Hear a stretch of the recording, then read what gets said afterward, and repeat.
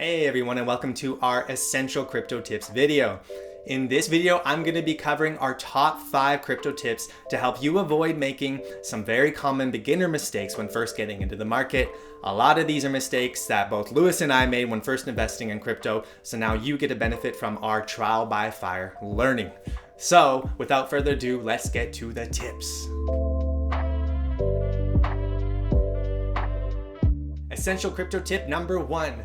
Double check your math always when sending crypto from one wallet to another.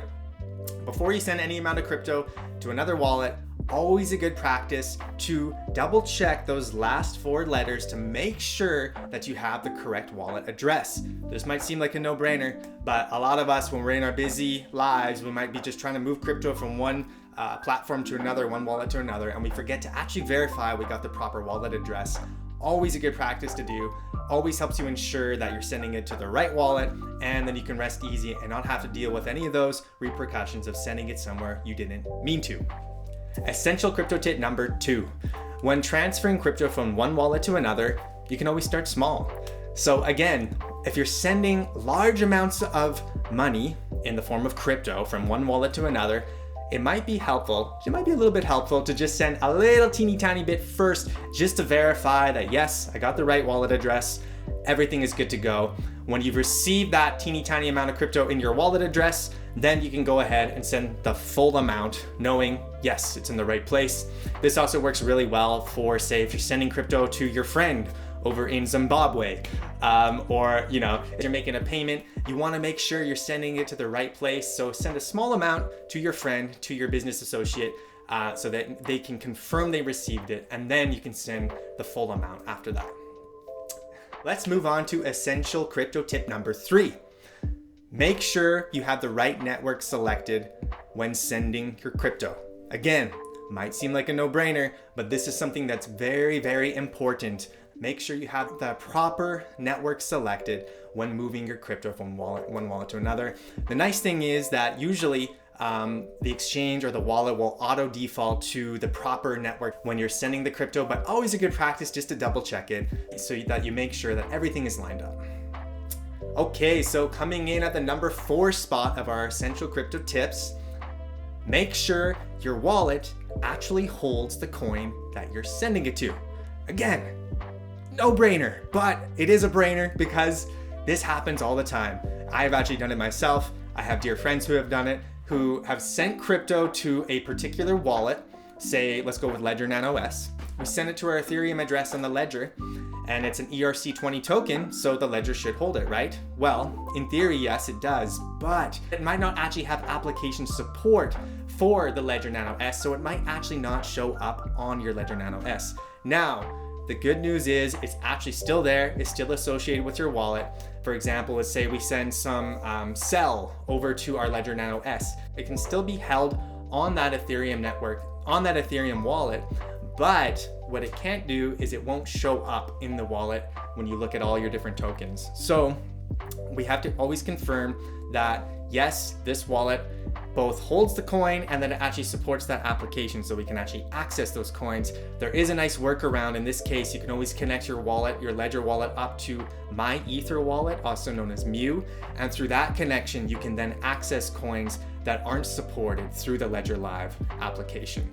This is what I recommended to one of our clients who had the same issue, and this is what I did myself to recover an ERC20 token that I sent to their wallet address that was not actually supported. So there are workarounds, but always a good practice to double check. And you can do that just by simply going to the account section, clicking add an account, and then typing in the coin and seeing if it pops up. If it doesn't pop up, that means it's not actually supported on Ledger Live, for example. All right, so bringing it home at crypto tip number 5, make sure you have a profit-taking strategy. This is such an important one. We cover this more in depth in our Crypto Starter Plus course, but it's really, really important, especially for beginners, that you guys actually pay yourselves when you're making profit. This is a mistake I've made many times. I just see the crypto charts going up and up and up, and I think my mind tells me it's gonna keep going forever like this, right? Why would I take out money now? That's not the case. If the crypto markets have taught us anything, is that what goes up must come down. and then it must come up and down again and again. But you can actually take profit out when you're going up. You want to take profit when it's in the green. You don't want to be selling your coins when it's in the red. That is a losing strategy. You want to be selling your coins when it is going on the up. And there are different ways for determining when you might be hitting a top in a coin. This isn't the video or the place for that. But what is really important is that you actually have your own profit-taking strategy and an investment strategy. What are your investing goals? How much are you going to invest? Why are you investing in the coins that you're actually investing in? Do you even understand the coins that you're investing in? These are vitally important questions you need to be asking yourself, so we're not just throwing a bunch of money at a coin because some dude on YouTube said it's gonna 100x. We have to do our homework. This is part of the responsibility piece that comes with investing in cryptocurrency.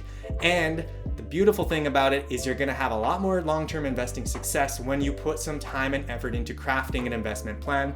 Again, we cover this more in depth in our Crypto Starter Plus course, but definitely something you want to do, especially when you're first starting out, because so many people get burned when you don't have a plan and you just throw a bunch of money in and hope for the best. That's not a winning strategy, even in crypto, especially in crypto because the market's just so volatile. So make sure you have an investing strategy. Make sure you pay yourself profit. It's great to always use stable coins. If you want to take out some of your profit, 20%, whatever, put it into a stable coin. Even put that into an application like BlockFi so you can earn passive income, you can earn interest on that. It's amazing, and that's the way to do it. And then when those dips come again, which they will, you have some money on the side so you can buy into those dips and buy when it's in the red rather than buying it at the top when it's in the green. So those are the main tips, and I also want to just throw in one more special one, if not the most important one of all, is make sure to relax. Make sure to relax when you're investing with crypto. I know we can get a little tight. It could be a little nerve-wracking. You're moving money around. Things are switching, different wallets, different numbers. It's a big learning curve. You're gonna make better investment decisions when you're in a relaxed, calm, centered place. Don't FOMO into coins. Don't panic sell because the market's all in red. Do your research. Take a moment to internally get into that right place, that clear space, that clear state of mind before making investment decisions. I have personally been burned several times in reacting out of emotion rather than moving from a clear, level-headed place, and I've lost money doing that. So I speak from personal experience. Make sure you're relaxed when you're in the market. Make sure you're investing from a clear, level-headed place. And if you're not, that's not the time to make choices. Don't make any rash decisions. Take a moment, feel into the markets, do a little more research, trust your gut, do your own homework, and then move from there. Those are our 5 plus 1 bonus essential crypto tips that I'd like to share with you today. Hopefully they're helpful. These are just tips that we wanted to give you guys when first getting into the market to avoid making some really simple, really common beginner mistakes, and to set yourself up for longer term success, and also just to reduce your stress levels and increase your joy when investing in the cryptocurrency markets. All right, that's it for now. Peace.